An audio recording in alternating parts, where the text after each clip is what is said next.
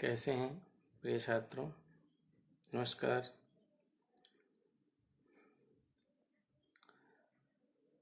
और वीडियो का आप लोग अवलोकन कर रहे होंगे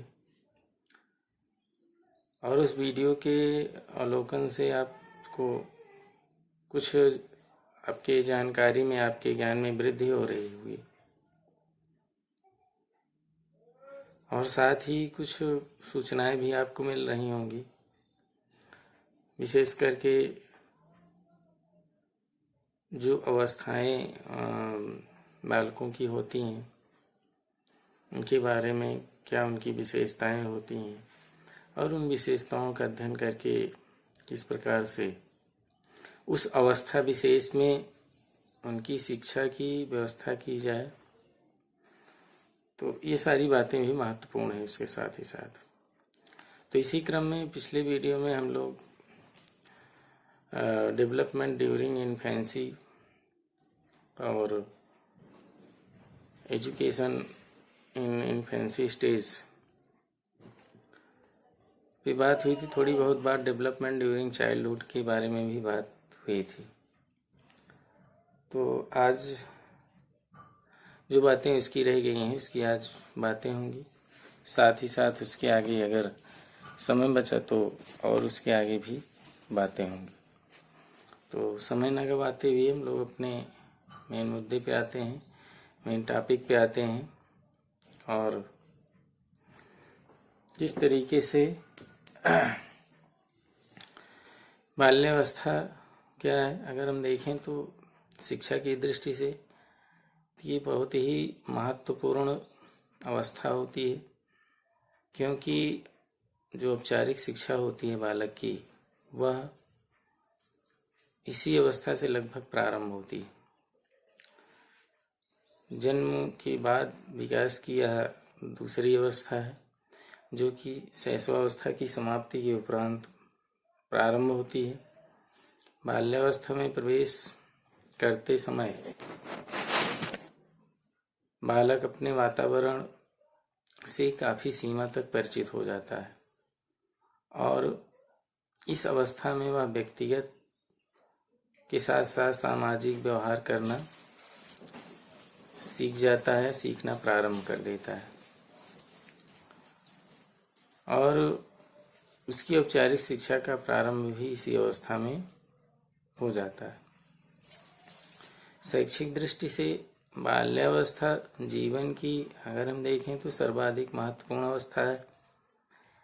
इस अवस्था में बालक अपनी आदत, व्यवहार, रुचियों, इच्छाओं, प्रतिरूपों, इन सब का निर्माण करने लगता है, जिन्हें बाद में वह रूपांतरित करना कठिन होता है, उसको बदलना, मॉडिफाई करना कठिन होता है। सामान्यतः 6 वर्ष से 12 वर्ष की आयु के बीच की आयु को बाल्यावस्था के नाम से मनोवैज्ञानिकों ने बताया है और इस अवधि को बाल्यावस्था ही कहा जाता है, क्योंकि इस अवधि में बालक प्राथमिक विद्यालय की शिक्षा प्रारंभ करता है।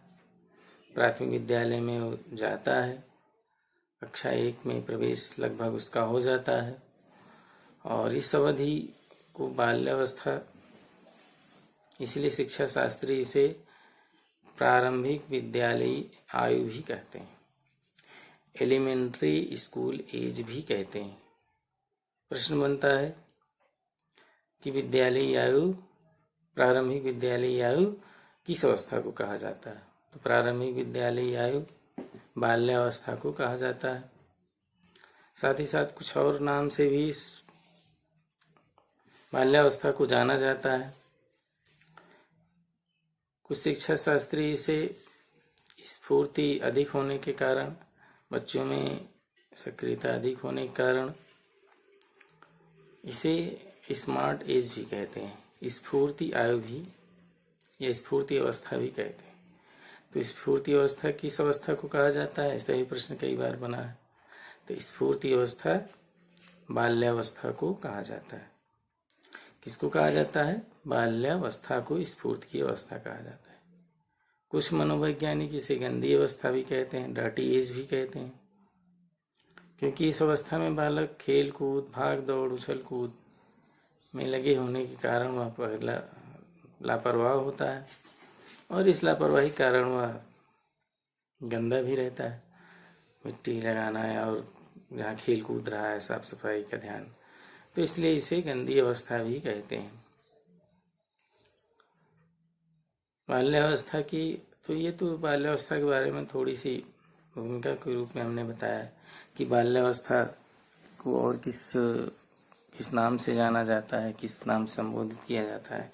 क्योंकि कभी कभी आपके बीएड की परीक्षा में तो नहीं, लेकिन टीईटी की परीक्षाएं आप देते हैं तो वहाँ प्रश्न यहाँ से बन सकता है, बनता भी है, बना भी है कई बार।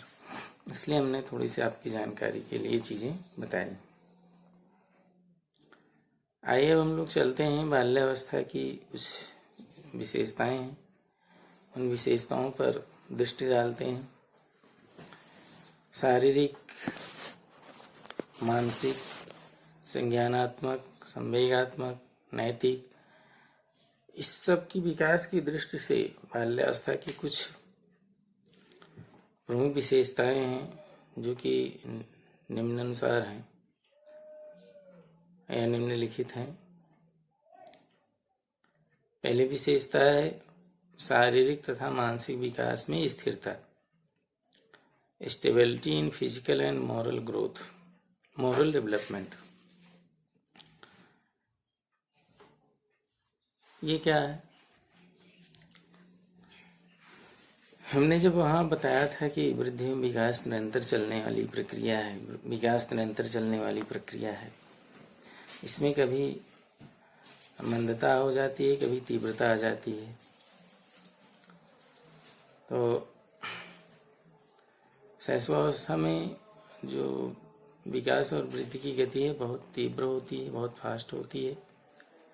इस अवस्था में आकर के उसमें कुछ मंदता आ जाती है, कुछ उसमें वह स्लो हो जाती है और फिर किशोर अवस्था में जाकर के पुनः वह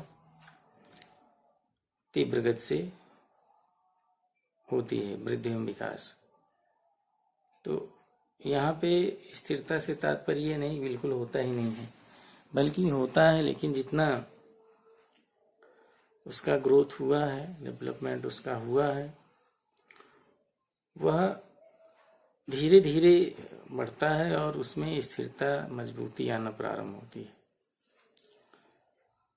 विकास की गति स्लो हो जाती है। विकास की स्थिरता बालक की मानसिक शारीरिक शक्तियों को मजबूती प्रदान करता है। क्योंकि जितना भी शैशवावस्था में बहुत तेजी से हुआ है, स्थिरता नहीं रहती उसमें, तो यहाँ पे जब स्लो हो जाता है तो उसमें जो है ग्रोथ एंड डेवलपमेंट हुआ है वह मजबूत होता है, उसमें स्थिरता आती है, दृढ़ता आती है और उसकी जो बच्चे की नटखटपन है, चंचलता है, वह भी यहाँ आकर के थोड़ा कुछ उसमें कमी आ जाती है। उसका मस्तिष्क एक परिपक्व बालक के समान, परिपक्व व्यक्ति के समान दिखाई पड़ता है तथा वह वयस्कों के समान व्यवहार भी करना प्रारंभ कर देता है। रास ने बाल्यावस्था को मिथ्या परिपक्वता का काल कहा है। मिथ्या परिपक्वता का काल कहा है। ये प्रश्न यहाँ से बनता है कि बाल्यावस्था को मिथ्या परिपक्वता का काल किस मनोवैज्ञानिक ने कहा है? मिथ्या परिपक्वता का काल किस मनोवैज्ञानिक ने कहा है? ऐसा प्रश्न बन सकता है। तो रास का नाम आपको याद रखना है, ध्यान में रखना है कि रास ने बाल्यावस्था को मिथ्या परिपक्वता की अवस्था कहा है। या ऐसा ही प्रश्न बन जाता है कि बाल्यावस्था को रास ने किस नाम से बताया है, किस नाम से पढ़ा है? तो उसमें होगा मिथ्या परिपक्वता की अवस्था। ठीक है, मिथ्या परिपक्वता की अवस्था। तो इस तरीके से शारीरिक और मानसिक विकास में पहली विशेषता है बच्चे के बालक के इस आयु में होता है, बाल्यावस्था में होता है, तो उसमें ग्रोथ डेवलपमेंट स्लो हो जाता है और स्थिरता जितना भी ग्रोथ और डेवलपमेंट हुआ है उसमें स्थिरता आती है, मजबूती आती है, दृढ़ता आती है। दूसरी विशेषता है मानसिक योग्यताओं में वृद्धि। मानसिक योग्यताओं में वृद्धि। मानसिक योग्यताएं क्या है? अटेंशन है, इमेजिनेशन है, आपका क्रिएटिविटी है, अवधान है, मेमोरी है, प्रत्यक्षीकरण है, ये सब मानसिक अवस्थाएं हैं। तो इस दौरान या बाल्यावस्था के दौरान बालक की विभिन्न मानसिक योग्यताओं में उत्तरोत्तर वृद्धि होती रहती है, लगातार वृद्धि उसमें होती रहती है। और इस अवस्था में बालक की संवेदनशीलता, प्रत्यक्षीकरण, स्मरण शक्ति तथा तर्क शक्ति इत्यादि योग्यताओं में काफी वृद्धि होती है, पर्याप्त इसमें वृद्धि होती रहती है।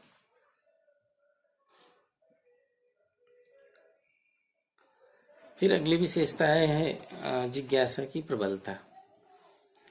ये तो आपको वहां भी देखी गई थी, शैशवावस्था में भी जिज्ञासा की प्रबलता बच्चों में होती है।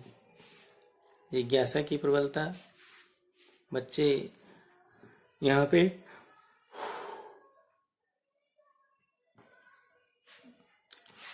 जिन वस्तुओं के संपर्क में आता है, जो भी संपर्क जिस व्यक्ति वस्तु से उसका होता है, उसके संबंध में वह तरह तरह की अनेक प्रकार की जानकारी रखना चाहता है, प्राप्त करना चाहता है, जिससे बालक के द्वारा पूछे जाने वाले जिज्ञासा प्रश्न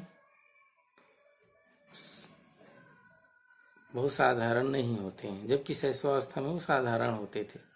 यहाँ पे साधारण नहीं होते हैं। उनके द्वारा जो विभिन्न वस्तुएं हैं वह क्या हैं, इसकी जानकारी प्राप्त करता था शैशवावस्था में। लेकिन यहाँ पे बाल्यावस्था में बालक क्यों है, कैसे है, जैसे प्रश्न अधिक पूछता है तथा विभिन्न विषयों से संबंधित जो डिफरेंट सब्जेक्ट हैं उनसे संबंधित विस्तृत सूचनाएं प्राप्त करके कार्य कारण संबंध, effect relation, cause effect relation को अच्छी प्रकार से समझना चाहता है, कार्य कारण संबंध को समझना चाहता है। दूसरी विशेषता है आत्मनिर्भरता की भावना। हम लोगों ने देखा था जब इन्फेंसी स्टेज की विशेषता में, तो वहाँ हमने देखा था कि बच्चों में आत्मनिर्भरता नहीं बल्कि परनिर्भरता होती है। बच्चे दूसरे के ऊपर पूरी तरीके से निर्भर होते हैं। लेकिन यहाँ पर बच्चों में परनिर्भरता नहीं बल्कि आत्मनिर्भर हो जाते हैं। बच्चे अपने दैनिक क्रियाकलाप, स्नान करना, मंजन दतून करना, कपड़े पहनना, भोजन करना, नाश्ता करना, ये सारे कार्य वो स्वयं करना प्रारंभ कर देते हैं और काफ़ी कुछ अपने जो भी कार्य हैं वो कर लेते हैं। तो यहाँ पे आकर के वो आत्मनिर्भर हो जाते हैं। शैशवावस्था के समान अन्यों पर आश्रित नहीं रहते हैं। वो अपने व्यक्तिगत कार्य के लिए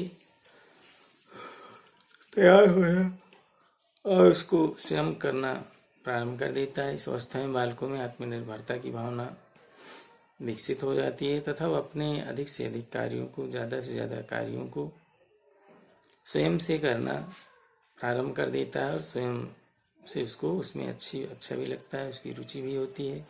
जो भी उसके कार्य हैं वह उसको अपने आप से करे, स्वयं से करे। अगली विशेषता है रचनात्मक कार्यों में रुचि। रचनात्मक कार्यों में रुचि, इंटरेस्ट इन कंस्ट्रक्टिव वर्क। जो निर्माणात्मक कार्य हैं या रचनात्मक कार्य हैं, उनमें इस अवस्था में बच्चे उनको करने में काफ़ी इंटरेस्ट उनका होता है, काफ़ी रुचि लेते हैं। बाल्यावस्था में बालक रचनात्मक कार्यों में काफ़ी रुचि लेने लगता है, इंटरेस्ट लेने लगता है। लड़के बाग बगीचे संबंधित काम करने, लकड़ी का काम, कागज का काम या अन्य किसी वस्तु से संबंधित कुछ खेल आदि बनाने जैसे कार्यों में वह आनंद का अनुभव करते हैं।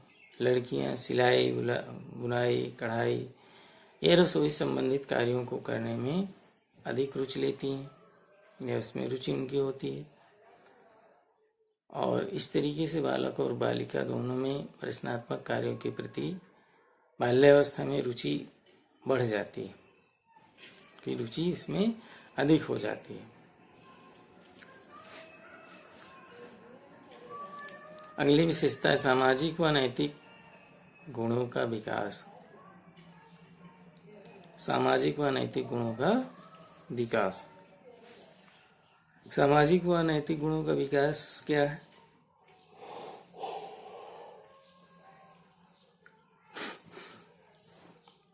बाल्यावस्था में बालक घर या पड़ोस के अन्य बालकों तथा विद्यालय के छात्रों के साथ काफी समय व्यतीत करता है और काफी समय व्यतीत करने के कारण उसमें सामाजिकता, नैतिकता जैसी बातें विकसित होती हैं। उसका व्यवहार दूसरों की प्रशंसा तथा निंदा पर आधारित होने लगता है, जिसके परिणाम स्वरूप उसमें अनेक सामाजिक तथा नैतिक गुणों जैसे आज्ञा पालन, सहयोग, सहनशीलता, ईमानदारी, सत्यता, सद्भावना, सहानुभूति, आत्मनियंत्रण, आत्मानुशासन आदि का विकास होने लगता है। इस तरीके से इस अवस्था में बच्चों में सामाजिक और नैतिक गुणों का भी विकास होता है, जो कि अगर हम देखें तो शैशवावस्था में इन गुणों का लगभग अभाव पाया जाता था उसके प्रारंभिक आयु में, लेकिन यहाँ पे उसका काफ़ी डेवलपमेंट हो जाता है, काफ़ी उसका विकास हो जाता है और ये सारी चीज़ें आचरण की, व्यवहार की, संस्कृति, भाषा, धर्म इनसे संबंधित जो भी बातें हैं उसका वो ज्ञान रखता है और उसके संबंध में उसकी अच्छी समझ भी बढ़ने लगती है। अगली विशेषता है सामूहिक प्रवृत्ति की प्रबलता। Intensity of ग्रीगराइजनेसनेस। सामूहिक प्रवृत्ति की प्रबलता।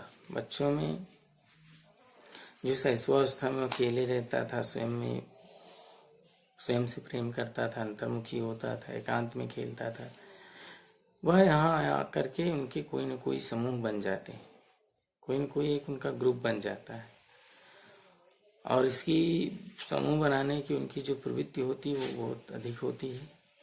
इस अवस्था में बालक बालिकाओं में सामूहिक प्रवृत्ति प्रबल हो जाती है। वह अपना अधिक से अधिक समय दूसरों के साथ व्यतीत करना चाहता है। उसकी रुचि सामूहिक खेलों में अधिक रहती है। जो सामूहिक खेल है इसमें उसकी रुचि काफ़ी अधिक होती है। इस अवस्था में बालक प्रायः किसी न किसी समूह का एक सदस्य बन जाता है तथा उस समूह के सभी सदस्य मिलकर कोई कार्य करते हैं, कोई खेल खेलते हैं अथवा अन्य कार्य भी करते हैं। इस अवस्था में बालक समूह में रह करके, ग्रुप में रह करके विभिन्न क्रियाकलाप करने का इच्छुक रहता है। बहुत सारे जो कार्यकलाप हैं, क्रियाकलाप हैं, उसको वह करता है, उसमें बढ़ चढ़ करके भाग लेता है, जिससे उसमें सामूहिकता की प्रवृत्ति काफ़ी प्रबल हो जाती है, काफ़ी स्ट्रांग हो जाती है और उसकी गतिविधियों में भाग लेना भी प्रारंभ कर देते हैं इस अवस्था में, यानी बाल्यावस्था। तो सामूहिक प्रवृत्ति की प्रबलता के अतिरिक्त दूसरी जो अन्य विशेषता है वह बहिर्मुखी व्यक्तित्व का विकास। Development of extrovert personality.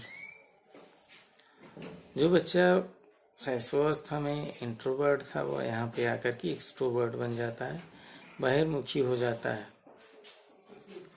वह एकांत प्रीतः केवल अपने में ही रुचि नहीं रखता, परंतु बाल्यावस्था में वह बहिर्मुखी होने लगता है। का जो व्यवहार है कैसा है, बहिर्मुखी होने लगता है। वह बाह्य जगत में रुचि लेता है। बालक अन्य व्यक्तियों, वस्तुओं, कार्यों के संबंध में अधिक से अधिक जानकारी प्राप्त करना चाहता है और इस तरह से उसमें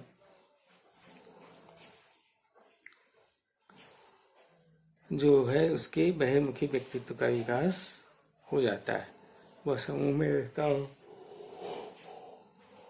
समूह की जो विभिन्न गतिविधियों हैं, खेल हैं, उनके साथ बैठना, उनके सुख दुख में उनके साथ सोना, दुखी होना की सारी चीजें उसमें समाहित हो जाती हैं और उसके बहिर्मुखी व्यक्तित्व का विकास, डेवलपमेंट ऑफ एक्सट्रोवर्ट पर्सनालिटी का बाल्यावस्था में हो जाता है।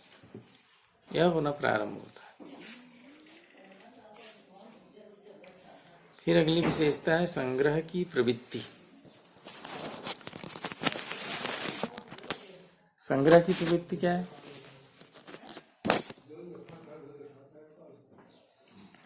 बाल्यावस्था में बालक तथा बालिकाओं में वस्तुओं की संग्रह की प्रवृत्ति देखी जाती है। कोई भी चीज है उसको बहुत सहेज के रखना, उसको हिफाजत से रखना, उसको संग्रह करके रखना, ये चीजें देखी जाती हैं। बालक कांच की गोलियां, टिकट मशीन के कलपुर्जे, पत्थर के समान टुकड़े, खिलौने आदि का संग्रह करने में वो काफी आनंदित होते हैं और उनको ऐसा करना काफी अच्छा भी लगता है। और बालिकाएं क्या करती हैं? चित्र, खिलौने, गुड़िया, कपड़े से सामान, है ना, इससे सबसे संबंधित जो भी हैं थोड़े थोड़े भाग को संग्रह कर या उनका संग्रह करना प्रारंभ कर देते हैं। तो कहने का अभिप्राय यह है कि बाल्यावस्था में बालकों में संग्रह की प्रवृत्ति देखी जाती है। वे किसी भी सामान को इकट्ठा करके, सहेज करके, हिफाजत से रखते हैं और उसको कलेक्शन करते हैं उसका। तो संग्रह की प्रवृत्ति बाल्यावस्था में बालकों में देखी जाती है। अगली विशेषता है काम प्रवृत्ति की न्यूनता, लेसर सेंस ऑफ सेक्स। मनोवैज्ञानिकों के अनुसार यद्यपि तो शैशवावस्था में काम प्रवृत्ति होती है, परंतु बाल्यावस्था में स्वप्रेम तथा पितृ व मातृ विरोधी काम ग्रंथियां लगभग समाप्त हो जाती हैं और बालक और बालिकाएं अपना अधिकांश समय पढ़ने, लिखने, खेलने, कूदने जैसे कार्यों में बिताते हैं और उनमें एक तरीके से काम प्रवृत्ति की भावना सुसुप्त हो जाती है। उनकी जो माता पिता के प्रति प्रेम होता है वह भी लगभग समाप्त हो जाती हैं और बालक बालिकाएं अपना अधिकांश समय पढ़ने लिखने में देने लगते हैं। फिर अगली विशेषता है रुचियों में परिवर्तन, change in interest. Change in interest, रुचियों में परिवर्तन बच्चे को होता है। जैसे शैशवावस्था में दूसरी उसकी रुचियां होती थी, यहाँ पे आकर के उसमें कुछ मॉडिफाई वो रूपांतरण कर लेता है। बाल्यावस्था में बालक बालिकाओं की रुचियां या उनकी जो ही रुचियां होती हैं उसमें स्थायित्व एक तरीके से आ जाता है। वातावरण, इस अवस्था के दौरान बालक की रुचियों में निरंतर परिवर्तन होता है। वातावरण तथा समूह में परिवर्तन के साथ साथ बालक बालिकाओं की रुचियों में भी व्यापक परिवर्तन होता है। रुचियां व्यापक एवं परिवर्तित होती रहती हैं। तो लेकिन यहाँ पे आकर के जितना भी इसमें बदलाव होना होता है हो चुका होता है। यहाँ पे आकर के उनमें स्थिरता आती है, मजबूती आती है, दृढ़ता आती है और वो बाद में आजीवन उसकी रुचि बनी रहती है संबंधित विषय के प्रति। तो ये है रुचियों में परिवर्तन। बच्चों में, बालकों में रुचियों में परिवर्तन भी इस अवस्था में देखा जाता है।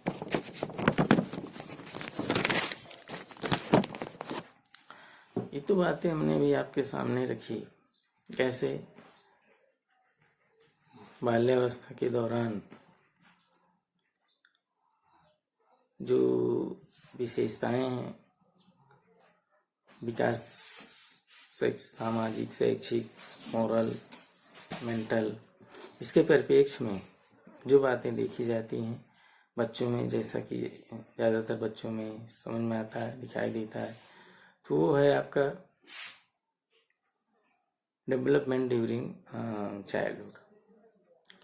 अब उसी के आधार पे कुछ विशेषताएं भी हमने आपको बताई। अब उन विशेषताओं को दृष्टिगत रखते हुए, उसको ध्यान में रखते हुए बाल्यावस्था में एजुकेशन ड्यूरिंग चाइल्डहुड या बाल्यावस्था में शिक्षा के समय इन बातों का विशेष ध्यान होना चाहिए, जिससे बच्चे कहीं गलत न कर सकें। तो उनको समय समय पर निर्देश की भी आवश्यकता होती है।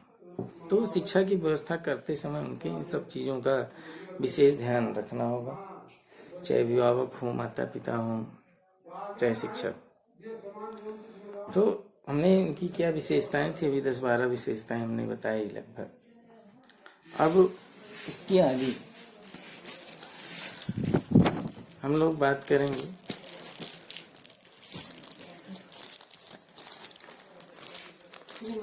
बाल्यावस्था, एजुकेशन ड्यूरिंग चाइल्डहुड।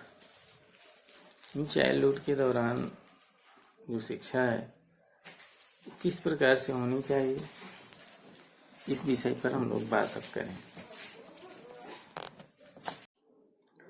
अब हम लोग एजुकेशन ड्यूरिंग चाइल्डहुड यानी बचपन, बाल्यावस्था, बचपनावस्था के दौरान शिक्षा की व्यवस्था किस प्रकार से होनी चाहिए, किस प्रकार से किन बातों का जो उसकी विशेषताएं हैं उन विशेषताओं का ध्यान रख करके और कैसे शिक्षा दी जाए जिससे उनकी जो मानसिक क्षमताएं हैं, सामाजिक क्षमताएं हैं, शारीरिक क्षमताएं, उसके अनुकूल उनको शिक्षा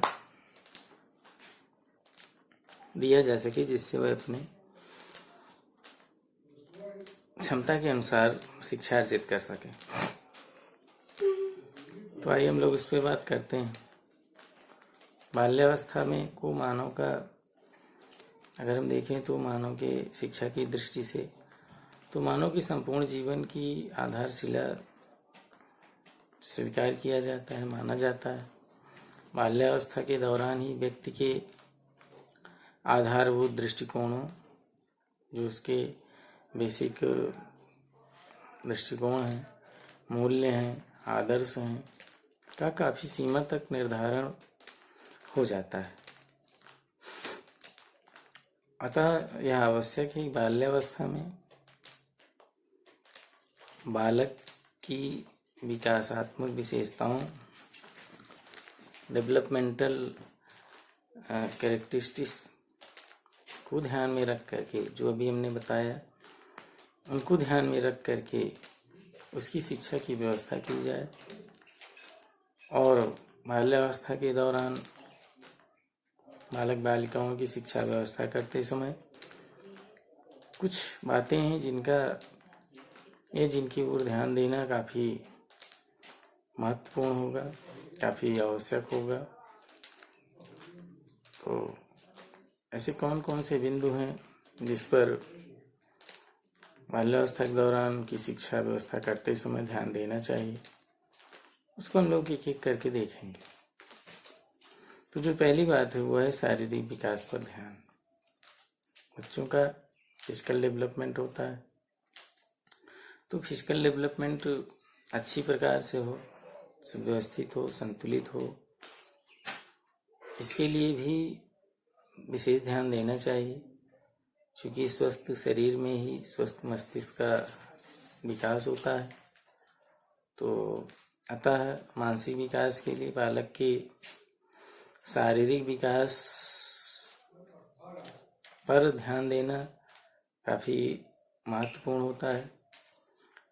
बालकों को स्वस्थ बनाए रखने के लिए, वो स्वस्थ रहें, उनको किसी तरीके से बीमारी कोई ऐसी ना हो, इसको बनाए रखने के लिए उन्हें संतुलित तथा पौष्टिक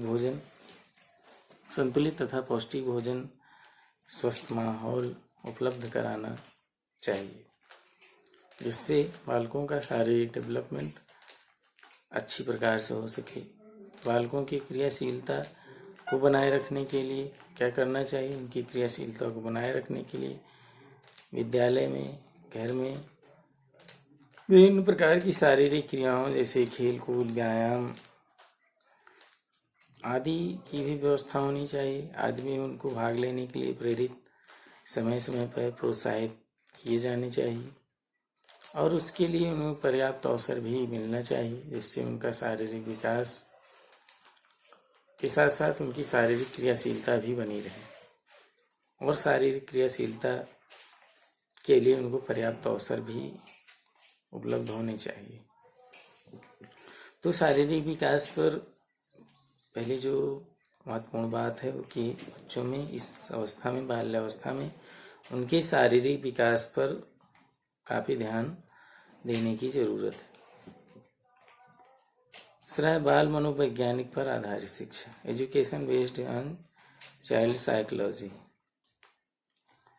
जो बालक हैं उनको या बालिकाएं हैं उनको कठोर अनुशासन अच्छा नहीं लगता उनके, या उसको पसंद नहीं करते, इसलिए शारीरिक दंड, बल प्रयोग, डांट डपट आदि से वे घृणा करते हैं।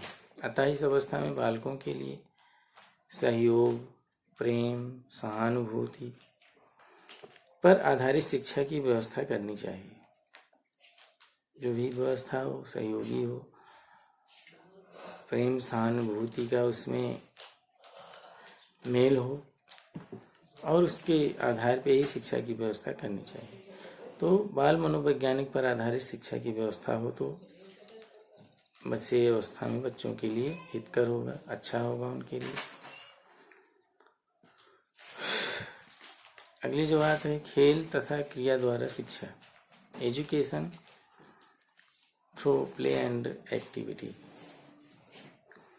बच्चों को खेल और क्रियाशीलता बालकों की सहज और स्वाभाविक प्रवृत्तियां होती हैं। तो आधुनिक शिक्षा मनोवैज्ञानिक बालकों की शिक्षा में खेल के साथ साथ क्रियाशीलता को ही काफी महत्वपूर्ण स्थान देते हैं और इसलिए खेल तथा क्रिया द्वारा बालक सरलता से, सहजता से, उत्साह तथा प्रसन्नता से जो नवीन बातें हैं, नई नई बातें हैं उसको सीख सकता है, सीख लेता है। अतः बालकों की शिक्षा का स्वरूप ऐसा होना चाहिए कि शिक्षा इस प्रकार से होनी चाहिए कि बालक स्वाभाविक क्रियाशीलता तथा खेल द्वारा नवीन ज्ञान का अर्जन कर सके, नवीन ज्ञान को प्राप्त कर सके। तो इसलिए खेल तथा क्रिया द्वारा शिक्षा की व्यवस्था अगर की जाए तो बच्चों के काफ़ी हितकर होगा। उसमें बच्चों का मनोरंजन भी होगा, मनोरंजन के साथ साथ उनकी शारीरिक क्रियाशीलता भी बनी रहेगी, उनकी शारीरिक रूप से मजबूती भी रहेगी और उनमें क्रियाशीलता का भी विकास होगा। अगली जो बात है महत्वपूर्ण है वो भाषा विकास पर बल, भाषा के विकास पर बल। बाल्यावस्था में भाषा विकास पर भी काफ़ी बल देना आवश्यक है, क्योंकि बालकों में भाषा ज्ञान की वृद्धि के लिए उनसे वार्तालाप करना, कहानियाँ सुनना, पत्र पत्रिकाएं पढ़ने के लिए प्रेरित करना, वाद विवाद प्रतियोगिताओं में भाग लेने के लिए प्रेरित करना, भाषण देना, कविता पाठ करना, ये जैसी क्रियाओं में भाग लेने के लिए उन्हें समय समय निर्देशित करना चाहिए, प्रेरित करना चाहिए, प्रोत्साहित करना चाहिए, जिससे इन सारे क्रियाकलापों में भाग लेने के कारण उनकी भाषा का विकास अच्छी प्रकार से हो सके। तो इस बात पर भी बल देना चाहिए शिक्षा व्यवस्था करते समय कि बच्चों में इन सारी गतिविधियाँ बीच बीच में बच्चों से कराई जानी चाहिए, उसके लिए उनको अवसर भी देने चाहिए जिसमें उनकी रुचि हो। उस क्षेत्र में उन्हें वाद विवाद हो गया, कविता पाठ हो गया, पत्र पत्रिकाओं संबंधित कहानियाँ, ये बहुत सारे इसके पाठ हैं। उनमें से जो भी उनको अच्छा लगे उसको करने के लिए उनको अवसर मिलने चाहिए। तो भाषा विकास पर भी बल देना चाहिए ऐसे बाल्यावस्था में बच्चों की शिक्षा की व्यवस्था करते समय। फिर रोचक पाठ्य सामग्री, जो कंटेंट है वो कैसे होना चाहिए, इंटरेस्टिंग होना चाहिए। बालकों की जो भी पाठ्य सामग्री है उसको उसकी रुचि एवं आवश्यकता के अनुरूप तथा रोचक होना चाहिए। जो पाठ्यक्रम है वह रोचक होना चाहिए, बच्चों की जैसी रुचि है, जैसी आवश्यकता है उसके अनुसार होना चाहिए। बाल्यावस्था में बालकों की रुचि, विभिन्नता तथा परिवर्तनशीलता स्पष्ट रूप से परिलक्षित होती है। इसलिए शिक्षा की पाठ्य सामग्री में रोचकता तथा विभिन्नता का उठोना काफ़ी जरूरी है, विशेष करके बाल्यावस्था के दौरान। तो पाठ्यक्रम कैसे होना चाहिए, इंटरेस्टिंग होना चाहिए, जो कंटेंट हो, रुचिकर हो, उनकी आवश्यकता एवं रुचि की पूर्ति करने वाला हो, साथ ही साथ वह उनके ज्ञान में वृद्धि भी करे। तो इस सारी बातों का भी ध्यान बाल्यावस्था के दौरान या उनकी शिक्षा व्यवस्था करते समय इन बातों का भी ध्यान देना महत्वपूर्ण है। जिज्ञासा प्रवृत्ति अगला है। जिज्ञासा प्रवृत्ति की संतुष्टि। हमने वहाँ देखा था जिज्ञासा की प्रबलता होती है, तो जिज्ञासा की प्रबलता होती है तो बच्चों की जिज्ञासा की शांति भी होनी चाहिए। जिज्ञासा जो भी है उससे उनको संतुष्टि मिलनी चाहिए। तो ऐसी स्थिति में शिक्षा के द्वारा बालकों की जो प्रबल जिज्ञासाएं हैं, जो उनके प्रश्न हैं, उनको संतुष्ट करने तथा उसे प्रोत्साहित करने का प्रयास भी होना चाहिए। माता पिता, अन्य परिजन, अध्यापक को बालकों की जिज्ञासा भरे जो प्रश्न होते हैं उन प्रश्नों को अच्छी प्रकार से समझा करके उनका उत्तर दे करके उसे नई नई लाभप्रद बातें भी सिखानी चाहिए। जो नए ट्रेंड्स हैं उनसे भी उसको समय समय पर अवगत कराना चाहिए, तो जिससे उनकी जो जिज्ञासाएं हैं उनकी जिज्ञासाओं की संतुष्टि हो और बच्चे आगे कार्य करने के लिए, पढ़ने के लिए प्रेरित हो सकें। और तो इसलिए यह जरूरी है कि बच्चों की जिज्ञासाओं की संतुष्टि जरूर होनी चाहिए। बाल्यावस्था के दौरान शिक्षा की व्यवस्था करते समय इस बात का भी ध्यान रखा जाए तो अच्छा रहेगा। फिर सामूहिक प्रवृत्ति की तुष्टि। बालकों में हमने वहाँ विशेषता में देखा तो उनमें सामूहिकता की प्रवृत्ति होती है। समूह में रहना बच्चे पसंद करते हैं, उनका एक समूह होता है और प्रत्येक बालक किसी न किसी समूह का एक सक्रिय सदस्य होते हैं। तो बालकों की सामूहिक प्रवृत्ति की दृष्टि से विद्यालयों में सामूहिक कार्यों, खेल कूद ऐसी व्यवस्थाएं की जानी चाहिए। बाल सभा हो गया, स्काउट गाइड हो गया, पर्यटन हो गया, नाटक हो गया, सरस्वती यात्राएं हो गई, विभिन्न प्रकार के सांस्कृतिक कार्यक्रम हो गए, त्योहार हो गए आदि के द्वारा बालक बालिकाओं में सामूहिकता की प्रवृत्ति की संतुष्टि की जा सकती है। क्योंकि बच्चे इस आयु में वो समूह में रहना पसंद करते हैं, तो अगर जो भी क्रियाकलाप है उनके अगर समूह से रिलेटेड है, समूह से संबंधित है, तो समूह में करना वो काफ़ी उसमें अपने आप को आनंदित महसूस करते हैं और काफ़ी उनकी उसमें रुचि भी होती है। तो सामूहिक जो प्रवृत्ति है उन प्रवृत्तियों को इन सब कार्यक्रमों के द्वारा संतुष्ट किया जा सकता है, जिसमें हमने बताया बाल सभा, स्काउट गाइड, पर्यटन, शैक्षिक यात्राएं, नाटक, सरस्वती यात्राएं, सांस्कृतिक कार्यक्रम, इन सब की भी समय समय पर किया जाना चाहिए। इन सब की भी व्यवस्थाएं होनी चाहिए विद्यालय स्तर पर। फिर है रचनात्मक कार्यों की व्यवस्था। Arrangement of constructive work. निर्माणात्मक कार्यों की व्यवस्था। वहाँ पे हमने देखा था कि बच्चों में रचनात्मक कार्यों की प्रवृत्ति होती है, तो इस प्रवृत्ति की संतुष्टि की भी बात ध्यान देनी चाहिए। यहाँ पे घर हो, विद्यालय हो, बालक बालिकाओं के लिए विभिन्न प्रकार के रचनात्मक कार्यों की व्यवस्था की जानी चाहिए। इसमें मिट्टी हो गया, लकड़ी हो गया, कागज हो गया, दफ्ती आदि के द्वारा तरह तरह की वस्तुएं बना करके, दवाएं बना करके बालक बालिकाओं की जो रचनात्मक प्रवृत्ति है उसको विकसित किया जा सकता है, उसका विकास किया जा सकता है। तो इस तरीके से रचनात्मक कार्यों की भी व्यवस्था बच्चों में होनी चाहिए, की जानी चाहिए, जिससे बच्चों में रचनात्मक कार्यों के प्रति जागरूकता बढ़े, रचनात्मक कार्यों के करें और उसमें उनकी जो भी निर्माणात्मक प्रवृत्ति है उस विकसित हो। तो इस बात पर भी बल देना काफी महत्वपूर्ण होगा बाल्यावस्था के दौरान शिक्षा की व्यवस्था करते हैं। अब अगला संचय प्रवृत्ति का प्रोत्साहन। संचय प्रवृत्ति को प्रोत्साहन हमने वहाँ देखा कि उनकी जो प्रवृत्ति होती है विशेषताओं में संग्रह की प्रवृत्ति होती है। विभिन्न जो वस्तुएं हैं उनको संग्रह करके रखते हैं। बालक दूसरी चीज़ों को, बालिकाएं दूसरी चीज़ों को, यानी जिसको जो अच्छा लगता है, जो पसंद है, जिसमें जिसकी रुचि है, उन वस्तुओं को वे संग्रह करके इकट्ठा करके रखते हैं। तो संग्रह की जो प्रवृत्ति है उसको ही प्रोत्साहित किया जाना चाहिए शिक्षा के माध्यम से। बालक की जो संचयी प्रवृत्ति है उसको शैक्षिक दृष्टि से की ओर उन्मुख बनाना चाहिए। माता पिता, अध्यापक शिक्षाप्रद वस्तुओं को एकत्रित करने के लिए उनको समय समय पर प्रोत्साहित करें। पत्रिकाएँ लेना, किताबें लेना अच्छी और जो शिक्षा से जुड़ी हुई चीज़ें हैं उनको रखना। उसके लिए समय समय पर अभिभावकों, जो शिक्षक हैं, माता पिता हैं, उनके द्वारा उनको प्रोत्साहित किया जाना चाहिए। डाक टिकट, माचिस, सिक्के, चित्र, प्राकृतिक वस्तुएं आदि को एकत्रित करा कर उन्हें शैक्षिक दृष्टि से सार्थक रूप में व्यवस्थित किया जा सकता है।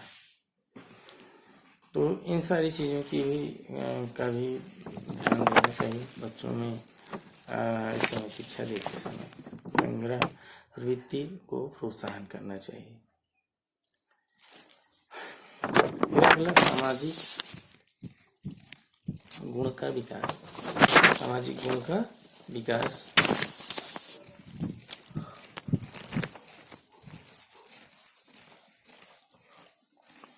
Development of social qualities. बाल्यावस्था में बालक का समाजीकरण होता है, समाजीकरण प्रारंभ हो जाता है। बालक घर से निकलकर स्कूल जाता है, वह अन्य छात्रों तथा अध्यापकों के साथ संपर्क में आता है, उनकी सामाजिक अंतःक्रिया करता है उनके साथ। अतः विद्यालय में ऐसी क्रियाओं का आयोजन किया जाना चाहिए जो बालक के सामाजिक विकास की गति को समय समय पर बढ़ा सके। जैसे कक्षा, विद्यालय तथा खेल के दौरान में इस प्रकार का वातावरण होना चाहिए कि छात्रों में अनुशासन, आत्मसंयम, उत्तरदायित्व, आज्ञा पालन, सहयोग, सहानुभूति आदि सामाजिक गुणों का अधिक से अधिक विकास हो सके। तो सामाजिक गुणों का विकास भी शिक्षा के द्वारा बाल्यावस्था में किया जाना काफी महत्वपूर्ण है। नैतिक शिक्षा, मॉरल डेवलपमेंट, मॉरल एजुकेशन। नैतिक शिक्षा भी बहुत जरूरी है। ईसाई में बच्चों को नैतिक शिक्षा की जरूरत होती है। बच्चे सही क्या है, गलत क्या है, इसके बारे में वो समझने लगते हैं। तो इसके माध्यम से उनको बताया जाना चाहिए कि आपको ये चीज़ें करनी है, इससे बचना है।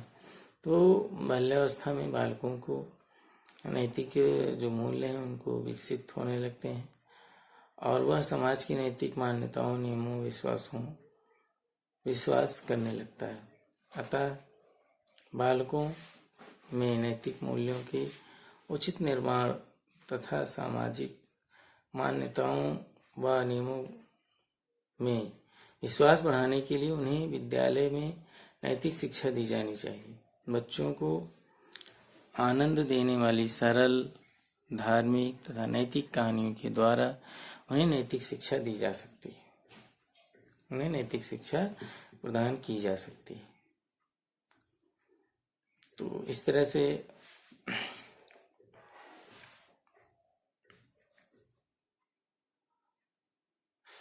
मानसिक विकास पर बल। अगली बात क्या है? मानसिक विकास पर बल। मानसिक विकास के लिए उपयुक्त वातावरण आवश्यक है। अतः बाल्यावस्था में मानसिक विकास के लिए बालकों को यथासंभव उचित वातावरण प्रदान करना चाहिए। घर तथा विद्यालय में उन्हें ऐसा बौद्धिक वातावरण मिलना चाहिए कि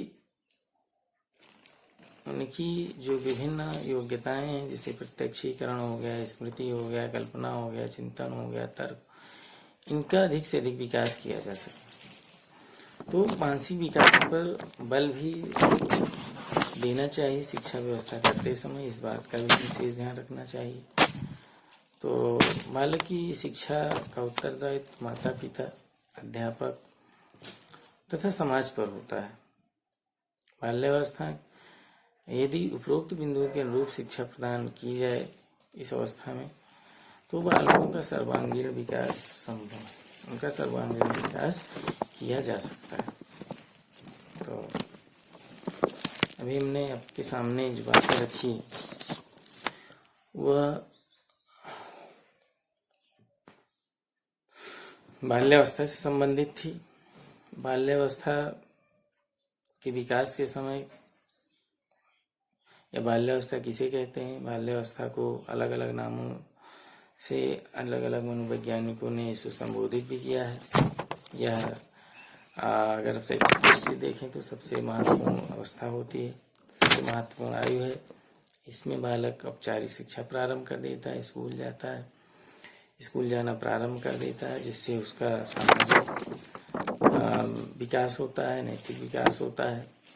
किससे कैसे बात करना चाहिए अपने बड़ों से, छोटों से, ये आदर सूचक शब्दों का उनके लिए प्रयोग भी करना प्रारंभ कर देता है। तो इससे संबंधित कुछ विशेषताएं हमने आपके समक्ष रखी कि उन विशेषताओं का ध्यान जरूरी है। उन विशेषताओं को शिक्षा देने से पहले जरूर एक बार देख लेना चाहिए, जिससे बच्चों को अच्छी प्रकार से शिक्षा दी जा सके, रुचिकर बनाया जा सके और साथ ही बच्चों का विकास भी हो सके। उसके बाद हमने बताया कि बाल्यावस्था में किस प्रकार से शिक्षा की व्यवस्था की जाए तो बच्चों के लिए अच्छा रहेगा। तो उसमें हमने कुछ पॉइंट हैं वो आपके सामने रख रहे हैं।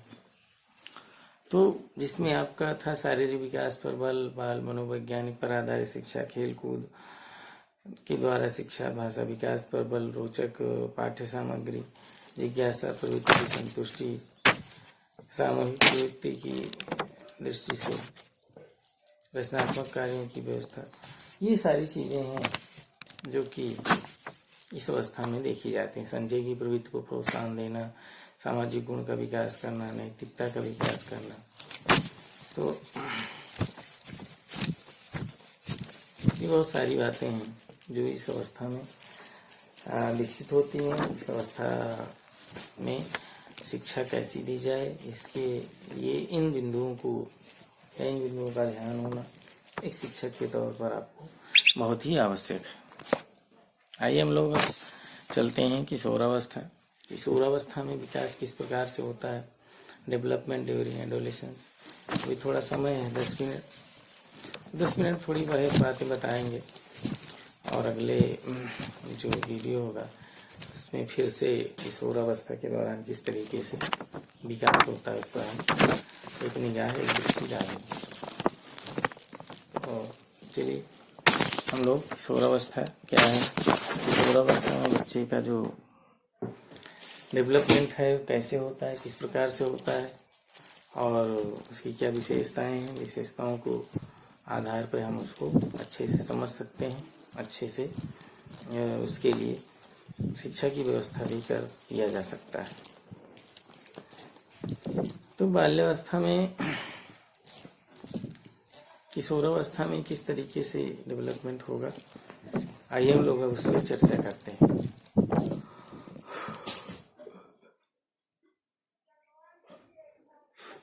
तो किशोरावस्था जन्म के उपरांत मानव विकास की अगर हम देखें तो तृतीय अवस्था है, जो बाल्यावस्था की समाप्ति के उपरांत प्रारंभ होती है तथा प्रौढ़ावस्था के होने से या होने तक चलती रहती है। यद्यपि व्यक्तिगत भेदों, जलवायु आदि के कारण किशोरावस्था की अवधि में कुछ अंतर जरूर पाया जाता है। यद्यपि व्यक्तिगत भेदों, जलवायु के आदि के द्वारा कारण किशोरावस्था की अवधि में कुछ अंतर पाया जाता है। इस अवस्था में होने वाले शारीरिक, मानसिक, संवेगात्मक, सामाजिक परिवर्तनों को व्यक्तिगत विकास की दृष्टि से अत्यंत महत्वपूर्ण माना गया है, काफी महत्वपूर्ण माना जाता है। बाल्यावस्था तथा प्रौढ़ावस्था के बीच संधि काल होने के कारण इसे जीवन का सर्वाधिक कठिन काल भी कहा गया है और न ही प्रौढ़ के रूप में स्वीकृत की जाएगी। किशोरावस्था को अंग्रेजी में अगर हम देखें तो एडोलेसेंस कहते हैं। एडोलेसेंस शब्द को लैटिन भाषा में एडोसियर कहते हैं, एडोसियर से बना है। एडोलेसेंस लैटिन भाषा के एडोसियर से बना, जिसका अर्थ है परिपक्वता की ओर बढ़ना। जैसे हमने इन्फेंसी का अर्थ क्या किया, पढ़ने के अयोग्य, वैसे यहाँ पे क्या हो जाएगा आपका, यहाँ हो जाएगा to grow to majority, to grow to majority अर्थात बाहर। तो इसका परिपक्वता की ओर बढ़ना इसका अर्थ हुआ। अतः किशोरावस्था वह अवस्था जिसमें बालक परिपक्वता की ओर बढ़ जाता है या परिपक्वता की ओर जाना प्रारंभ कर देता है। किशोरावस्था को जीएस हल ने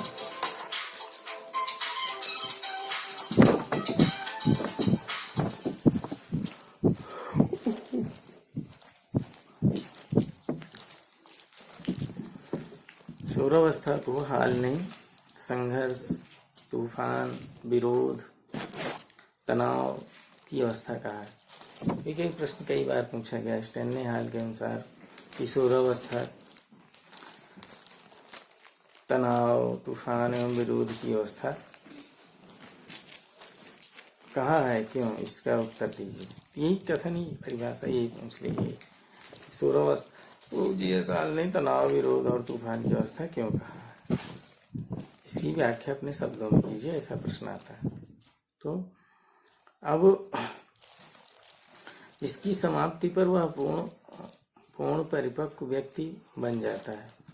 किशोरावस्था को हाल ने संघर्ष, तूफान और विरोध की अवस्था कहा है। संवेगात्मक उथल पुथल तथा तनाव की अवस्था होने के कारण कुछ मनोवैज्ञानिक इसे समस्यात्मक अवस्था भी कहा है। समस्यात्मक अवस्था भी, इस अवस्था को बहुत सारे मनोवैज्ञानिकों ने कहा है। फिर आपका शैक्षिक दृष्टि से अगर देखें तो किशोरावस्था को काफी महत्वपूर्ण माना जाता है, वैसे ही महत्वपूर्ण जैसे कि शैशवावस्था को माना जाता था। अतः किशोरावस्था की विशेषताएं तथा इन अवस्था में शिक्षा के स्वरूप पर विचार करना अच्छा रहेगा। शिक्षा मनोविज्ञान के अध्ययनकर्ताओं के लिए यह आवश्यक ही होगा। तो उस सब की दृष्टि से किशोरावस्था की जो विशेषताएं हैं इस पे हम लोग बात करते हैं। तो कौन कौन सी विशेषताएं हैं? विशेष करके शारीरिक विकास, मानसिक विकास, स्थिरता तथा समायोजन का भाव, व्यवहार में भिन्नताएं, घनिष्ठ मित्रता, रुचियों में परिवर्तन, काम शक्ति की परिपक्वता, समूह को महत्व, स्वातंत्र व विद्रोह की भावना, समाज सेवा का प्रयास, ईश्वर तथा धर्म भी विश्वास, है ना, ईश्वर तथा धर्म विश्वास भी, पूजा की भावना, स्वाभिमान की भावना, अपराध प्रवृत्ति का भी विकास हो जाता है ईसाई में, व्यवसाय की चिंता हो जाती है। तो ये सारी बहुत सारी विशेषताएं हैं। अब इन सब विशेषताओं को ध्यान में रख करके उनकी शिक्षा की व्यवस्था भी की जानी चाहिए, जिसमें कुछ बिंदु हैं जिसका विशेष ध्यान देना चाहिए। शारीरिक विकास के लिए शिक्षा, है ना, किस प्रकार से अपने शरीर के विकास कर सकते हैं, कौन सा भोजन खाएं, कौन सा दूध पिएं, कितने देर सोएं, ये सारी चीज़ें माँ को पता होती हैं और वह उसको दूर करने की कोशिश करती है। तो किशोरावस्था में शिक्षा किस प्रकार से दी जाए, इसके लिए मनोवैज्ञानिकों ने कुछ बिंदु बताए हैं, कुछ जिसको आप देख सकते हैं। वह शारीरिक विकास के लिए शिक्षा, मानसिक विकास के लिए शिक्षा, ये आपको हर जगह मिलेगा, है ना। और संवेगात्मक विकास के लिए शिक्षा, सामाजिक विकास के लिए शिक्षा, धार्मिक एवं नैतिक शिक्षा, प्रबल व्यक्तिगत विभेदों के अनुरूप शिक्षा और यौन शिक्षा, उपयुक्त शिक्षण विधियों का प्रयोग और किशोर के प्रति वयस्क जैसा व्यवहार, ये सारी बातें अगर ध्यान में रखी जाएं तो उसकी जो आवश्यकताएं हैं, जो उसकी रुचियां हैं, जो उसकी क्षमताएं हैं, उसको विकसित किया जा सके। तो अब हम लोग इसके बारे में विस्तार से, जो हमने सिर्फ पॉइंट में बताया कि जानकारी के लिए, इसको हम लोग विस्तार से अगले वीडियो होगा तो उसमें जानेंगे, या क्लास होगा तो क्या क्लास के माध्यम से भी सारी चीज़ को समझेंगे। तो बस आज की बात हम लोग यहीं तक रखते हैं, क्या समय भी हो गया, लगभग 1 घंटे का वीडियो हो गया। तो ठीक है, आप लोग देखते रहिए, वीडियो ज़रूर देखिए, सुनिए, समझिए, और अच्छा लगे तो आप अपने दोस्तों को भी पहुंचाइए, और वो भी देखें तो भी अपने दोस्तों को पहुंचाएं, जिससे कि सबका हित हो सके। क्योंकि ऑनलाइन क्लास ही आज इस कोरोना महामारी के समय ऑनलाइन ही क्लास एक विकल्प बचा है, और इसके साथ वीडियो क्लास, यही सब, तो इसी सब से चलेगा। तो बहुत सारी जगहों पर, बहुत सारे संस्थानों में ऐसी व्यवस्था नहीं भी हो पाती है। तो ऐसे अगर कोई छात्र हैं जो आपके दोस्त भी हैं, अदर संस्थानों में पढ़ रहे हैं, वहाँ पे ऐसे क्लास नहीं चल पा रहे हैं, तो आप उनको शेयर कर सकते हैं, जिससे वे भी सुन करके कुछ लाभ ले पाएंगे, तो अच्छा रहेगा। तो इन्हीं सब शब्दों के साथ आपसे हम विदा चाहते हैं। आप सभी अभी तक पूरा अंतिम तक वीडियो देखने के लिए बहुत बहुत धन्यवाद। नमस्कार।